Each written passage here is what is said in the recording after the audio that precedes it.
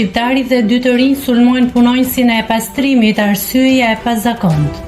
Një ngjarje e rëndë është shënuar në Athinë ku një punonjës i pastrimit të qytetit është dhunuar barbarisht nga 3 persona, një prej tyre shqiptar. Mediat greke raportojnë se ngjarja ka ndodhur pasi 3 të rinjt ishin me makinë pas makinës që pastron koshat dhe kanë tentuar që të parakalojnë, por nuk ja kanë dalë. Më pas ata kanë zbritur nga makina dhe kanë dhunuar me grusht të punonjësin e pastrimit.